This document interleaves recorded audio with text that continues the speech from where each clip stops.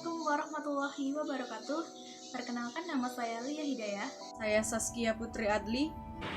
Saya Agung Maulana.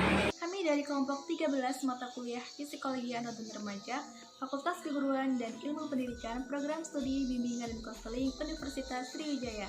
Di video ini kami akan menjelaskan materi mengenai karakteristik perkembangan tingkah laku fisik remaja dan usaha-usaha dalam mengembangkannya. Halo teman-teman, kali ini kita akan membahas tentang karakteristik perubahan fisik pada remaja. Sebelumnya teman-teman tahu nggak sih apa itu remaja? Menurut WHO, remaja adalah masa peralihan dari masa anak-anak menuju masa dewasa. Dan pada masa ini kisaran usia 10 sampai dengan 20 tahun. Menurut psikolog, masa remaja adalah masa transisi dari anak-anak menuju ke dewasa. Dan masa ini juga dikenal sebagai masa pencarian jati diri, karena anak akan menemukan karakternya masing-masing, dan inilah yang akan menjadi faktor penentu pada masa dewasanya nanti. Teman-teman sekalian, masa remaja terbagi menjadi 3 tahapan. Yang pertama yaitu remaja awal, remaja pertengahan, serta remaja akhir. Remaja awal yaitu kisaran usia 10 sampai dengan 14 tahun. Remaja pertengahan 15 sampai dengan 17 tahun. Remaja akhir yaitu 18 sampai dengan 20 tahun. Pada masa awal remaja atau masa pubertas, banyak sekali perubahan-perubahan yang dialami oleh remaja, yaitu perubahan fisik. Perubahan fisik ini ada yang bersifat sama antara laki-laki dan perempuan, dan juga ada yang bersifat berbeda. Apa saja perubahan-perubahan yang dialami oleh laki-laki dan perempuan pada masa remaja? Kita akan membahas perubahan-perubahan yang dialami oleh pria, laki-laki dan remaja pada masa remaja yang sama. Pada memasuki masa remaja, anak laki-laki dan perempuan akan mengalami yang namanya bertambahnya berat badan dan tinggi badan.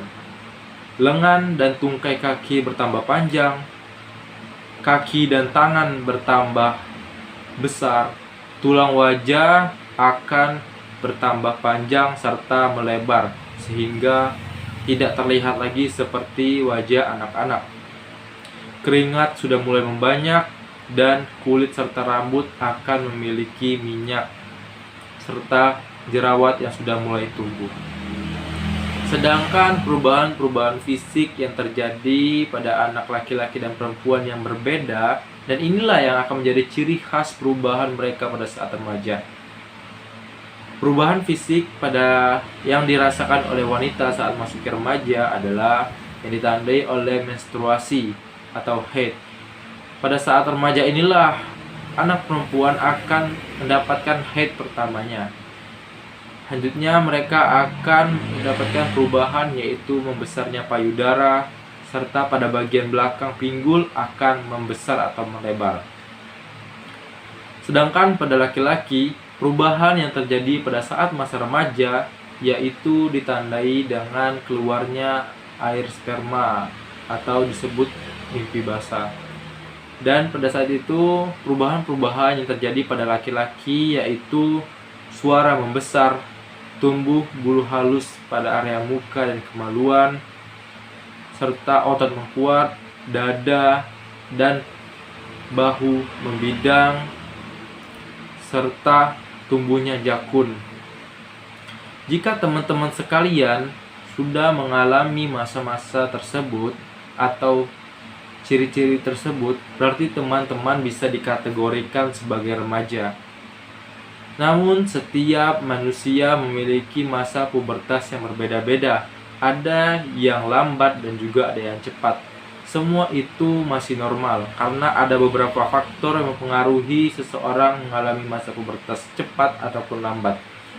Nah, jika teman-teman sudah memasuki masa remaja akhir dan menuju dewasa, namun teman-teman belum mengalami masa pubertas, teman-teman bisa memeriksakan diri ke dokter agar bisa ditangani lebih lanjut. Mungkin itu saja yang bisa saya sampaikan. Materi selanjutnya akan disampaikan oleh teman saya. Terima kasih. Baiklah teman-teman, di sini saya akan menjelaskan materi mengenai pertumbuhan fisik yang penting pada remaja. Pertumbuhan fisik juga dapat dilihat dari tanda-tanda seks primer dan seks sekunder. Tanda-tanda seks primer yakni berhubungan langsung dengan haid dan mimpi basah. Sementara tanda-tanda seks sekunder pada remaja laki-laki ditandai dengan perubahan suara, tumbuhnya kumis, badan mulai berotot, buah zakar dan penis bertambah besar, dan juga tumbuhnya rambut di sekitar kemaluan dan ketiak. Sedangkan pada remaja perempuan ditandai dengan membesarnya payudara, pinggul mulai melebar, dan juga tumbuhnya rambut di sekitar kemaluan dan ketiak. Perubahan fisik juga dapat dilihat dari perubahan kejiwaan. Secara emosi, remaja lebih sensitif seperti mudah menangis, tertawa, cemas, dan juga frustasi. Sedangkan secara intelijensia, remaja mampu berpikir abstrak dan senang memberikan kritik. Namun di antara semua itu, yang paling penting diperhatikan adalah keingintahuan anak remaja terhadap hal-hal baru sehingga muncul rasa ingin mencoba terhadap suatu hal termasuk seks pranikah.